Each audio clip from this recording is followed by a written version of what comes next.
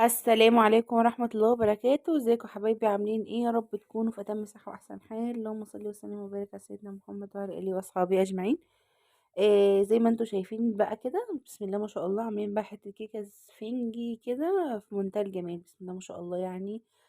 كانت تحفة وطريقتها سهلة قوي ومش تاخد معاكي وقت، وانضف كتير من بره. عملناهم كمان الشوكليت والكريمة الاتنين عملناهم في صينية واحدة. يلا بينا نشوف الطريقة والمقادير. وطريقة التحضير كانت سهلة قوي، ما فيهاش اي حاجة نعملوها النهاردة بدقيق الاسبونج ان شاء الله. فلكل نص كيلو دقيق اسبونج انا باخد 4 بيضات. يعني ما بزودش بقى، ما بحبش ان انا ازود. حتى كمان في البيضة خدت 3 بيضات بس. ليه؟ لان الشوكليت اللي هي كيكة، اللي هو الاسبونج الكاكاو، بيبقى تقيل شوية في الارتفاع، فبالتالي بزوده بالبيض. انما الفانيليا عادي بيبقى فيها المحسنات بتاعتها، بتبقى حلوة قوي وبترفع. مش شرط البيض، المهم الضرب كويس. فحطيت 3 بيضات على نص كيلو من دقيق الاسبونج، وحطيت عليهم نص كوباية صغيرة من المية الدافية. والمية لازم تكون دافية، مينفعش تبقى سخنة. ورشة ملح، وحطيت نص معلقة كبيرة من المحسن الجل. اهم حاجه في الموضوع ده كله ان انت تضربي كويس. المقادير بسيطه قوي، مفيهاش اي حاجه، هو بيض ودقيق يعتبر، الميه موجوده وكل حاجه تانية موجوده، فسهله يعني مفيهاش حاجه. المهم تفضلي تضربي فيها ضرب متواصل 10 دقايق. ودلوقتي هعمل بقى النص كيلو من السبونج الكاكاو. فحطيت 4 بيضات وحطيت عليهم كيس من الفانيليا. وبرده زي ما انا قلت لكم، مش بفصل بيض عن صفار ولا اي حاجه ولا تعب ولا اي حاجه. انت تحطي كله على بعضه كده تضربيه، بس تضربيه لفتره كويسه. وكنت كمان عايزه ازوده شويه، فرحت حطيت شويه من السبونج الفانيليا. يعني ده حاجه اختياريه بالنسبه لي، بس عشان خاطر اللون ما يبقاش غامق قوي، لان هي اصلا بتبقى غامقه قوي. فزي ما انتم شايفين كده حبايبي، 4 بيضات ونص كوباية برضو من المية الدافية، وحطيت عليهم رشة ملح، وحطيت نص معلقة كبيرة من محسن الجل. طبعا هعملهم الاتنين في صينية واحدة وبخليط واحد، والدنيا هتبقى زي الفل ومية مية، مفيش اي مشاكل. طيب في ناس بقى عايزة مثلا تجيب كيلو دي الاسبونج ده مثلا. اهو بصوا الصينية بتاعتي كبيرة، مقاسها 24، وبعدين عالية جدا.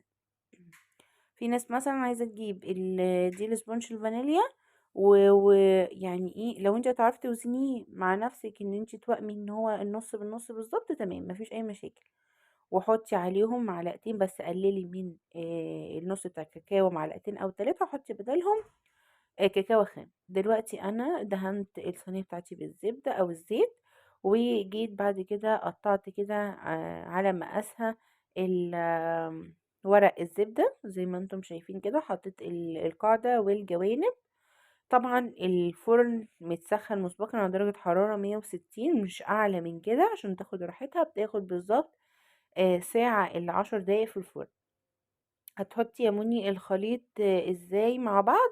سهل جدا، مفيش حاجة، بس المهم ان انتي الخليط وانتي بتعمليه ما تسيلهوش. يعني زي ما انا قلنا نفس المقدار بالظبط هيبقى ناجح معاكي كويس اوي. حتى لو من فوق، اهم حاجة بس ايه، حطيت الخليط التاني وسويته من فوق، مفيش اي مشكلة. اصلا الجزء اللي فوق ده انا بشيله، ما ببقاش عايزاه عشان بيبقى ناشف شوية ومش هينفع احطه في التورت. اهو زي ما انتم شايفين الجزء اللي فوق ده هشيله. بصوا بقى، بسم الله ما شاء الله، شايفين ارتفاعها قد ايه؟ مالي الصينيه، شايفين اصلا الصينيه عاليه، وهي بسم الله ما شاء الله زي ما انتم شايفين كده. الاسبونج رهيب رهيب رهيب. طبعا اول ما بتطلعيه بتشيلي منه ورق الزبده وهي سخنه، مش بتبقى، لا مش بتسيبيها تبرد ابدا، وبتقلبيها على الشبكه. زي ما انتم شايفين ارتفاعها كان خطير خطير خطير. اهو يا حبايبي كده زي ما انتم شايفين. ودلوقتي حبايب قلبي هنبدأ نعمل بقى الكريم جانتيه بتاعنا. انا كنت جايبه ربع كيلو من الكريم جانتيه، سبت منه بس نص كوبايه، وحطيت عليه. كنت جايبه برضو تطعيمه من الكريمه اللباني الباودر، عايزه تحطيها حطيها، مش عايزه تحطيها خلاص. وبحط عليها بالظبط كوبايه من الكريم جانتيه، بحط عليها كوبايه ونص من الماء المثلج او اللبن المثلج، بس انا عاملاها باللبن. فكوباية ونص من اللبن المثلج، و4 معالق من السكر البودر. ما عندك السكر بودر، عندك سكر حبيبات ناعمة، ما فيش اي مشاكل. يعني بصي ما توقفيش نفسك على اي حاجة. اهو يا حبايبي كده زي ما انتم شايفين، ببدأ بقى اضرب الخليط ده كويس جدا جدا مع بعض. اهم حاجة الضرب كويس، مش بكتر الكريم جانتيه، اهم حاجة الضرب. طبعا بعد ما ضربت كويس قوي قلت بقى ان انا افصل النص، اخليه فانيليا زي ما هو، والنص التاني اخليه شوكليت. وجبت بقى طبعا النوتيلا، انا كنت جايبه طبعا نوتيلا عشان الحاجه تبقى حلوه كده ويريحها للناس، تبقى حاجه نظيفه. طالما انت قررتي انت تعملي حاجه يبقى لازم تعمليها احسن حاجه وانضف حاجه، ما تستخسريش لانها كل ده في وشك يعني. ف وطبعًا خلاف كل ده إن أنتِ لمّا بتعملي حاجة والناس تتبسط منها تقولي يعني يقول لِك واو تحفة جميلة مش عارفة إيه، أنتِ نَفْسِك أصلًا يعني بتتبسطي وبتغيّري من مودِك. بُصّوا بقى الكريم جانتيه ماسك نَفْسه إزاي، شايفين بسم الله ما شاء الله. حطيت بقى عليه كده بالضبط معلقتين كبار من النوتيلا، وبدأت إن أنا أضرب فيه كويس أوي. أهو زي ما أنتم شايفين في بولة تانية خالص كده حطيت النوتيلا أهو زي ما أنتم شايفين لونها تحفة، ودي اللي هاغلِّف بيها التورتة من برّه. بدأت بقى إن أنا أضربها كويس أهو زي ما أنتم شايفين حبايب قلبي. طيب أنا دُخت على قاعدة إن أحط عليها التورتة ما لقيتش دُخت على علبة ما لقيتش، فإحنا اتصرّفنا يعني، اتصرّفنا. وبعدين التورتة عشان كنت مستعجلة عليها قطّعتها سخنة، فعادي، عادي. المهم إيه الشربات اللي أنا باسقي بيه التورتة، عشان اللقطة دي كان النور بيقطع. الشربات نُص كوباية لأ التورتاية كلّها هتاخدي التورتاية دي عشان أنا عاملاها كبيرة، كوباية إلا ربع من السكر، عليها كوباية وربع من المية، تغلي كويس. بعد كده حطي عليها نص ليمونة بالظبط، تغلي ما تكملش 10 دقايق، احسبي 10 دقايق بالظبط على الموبايل بتاعك وخلاص على كده. دلوقتي طبعا كيس الحلواني انا بجيب اللي هو الاستعمال اليومي العادي ده، فطبعا حطيت الشوكليت لوحدها والكريمة لوحدها، وبقيت بالسكرابر كده اوزع واحدة واحدة. اهو بسم الله ما شاء الله، يعني شايفين بقى النص والنص، يعني مفيش بقى مخلطين على بعض ولا اي حاجة، مية مية اكنك عاملة كل واحدة لوحدها، تورتاية وتورتاية. فسهل قوي مفيش حاجة وكمان ما زوديش في الكريم جانتيه من جوه، لان اصلا تزويدته الناس مش بتحبها ابدا. خليكي زيادة في الكيكة، والكريم جانتيه لا قللي منه خالص، عشان في ناس كتير بتتضايق منه. عايزة بقى تحشيها من جوه نوتيلا، عايزة تحشيها من جوه مربى، عايزة تحشيها من جوه الصوص اللي احنا هنعمله دلوقتي وهقول لكم عليه، براحتكم خالص. المهم يعني as you like اللي انت عايزاه، بس المهم تطلع النتيجة حلوة. اهو زي ما انتوا شايفين انا بحط وبساوي على طول من جوه ومن بره اهو. ده كده احط الطبقات طبقة ورا التانية ورا التالتة. وطبعا الطبقة الاخرانية دي زودت فيها من الكريم جانتيه كويس، عشان خاطر على طول هعمل لها بقى خلاص التغليف بتاعها، يعني مش هحطها بقى في التلاجة واطلع احط تاني كريم جانتيه واكمل، لا ما كانش في وقت يا جماعة، فيلا بينا نمشي حالك. طبعا الصوص حتى عملته كل حاجة ميد ان بيتي، يعني كل حاجة من البيت. ف...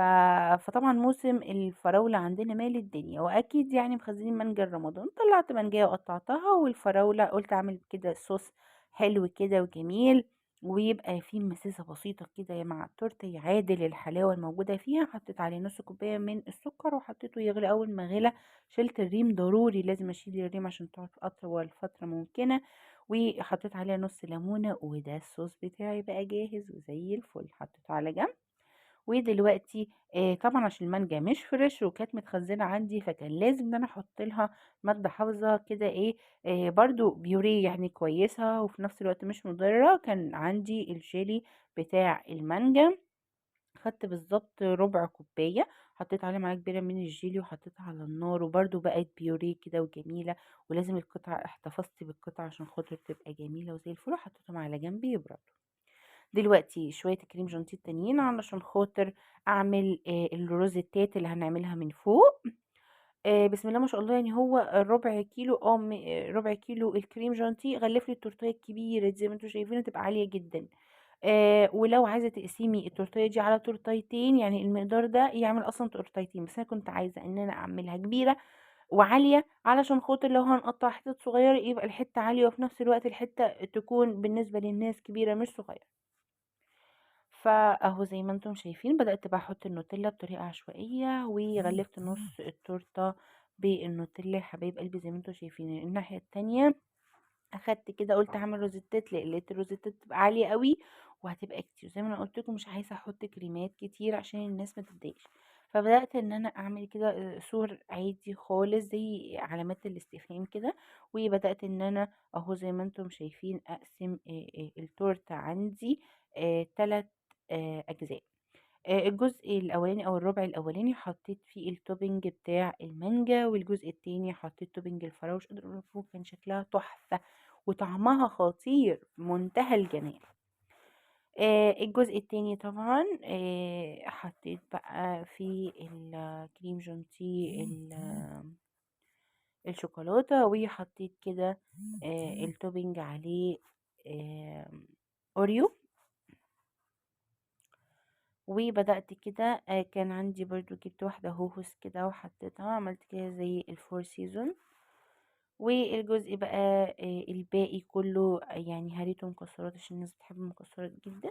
فحطيت بقى عين جمل وبندق زي ما انتم شايفين، يعني اي حاجة انت عايزة بس بلاش يعني ايه السوداني مش بيبقى حلو اوي في التورت. الناحية التانية عشان محدش بقى يقول ايه ما الحتة دي فيها مكسرات والتانية ما فيهاش، فاخدت بقى الجوانب كلها بتاعة الكريم عشان خاطر معلهاش صوص من فوق. بدأت احط عليها المكسرات من الجنب. ما حطيتش ليموني المكسرات من جوه عشان خاطر بتبوش، بتحس ان هي طرية، لا ما منهاش اي نفع يعني، لا اخليها من بره احسن. بصي دي التورتيه بتاعتي كانت رهيبة وجميلة وطعمها رهيب وكل اللي دقها عجبته. الحمد لله ربنا دايما يحسن ما بين ايدينا وما بين ايديكم يا رب دايما. اي حاجه بتفرح الناس، اي حاجه بتفرح الناس، وانتي لما انتي تسمعي الناس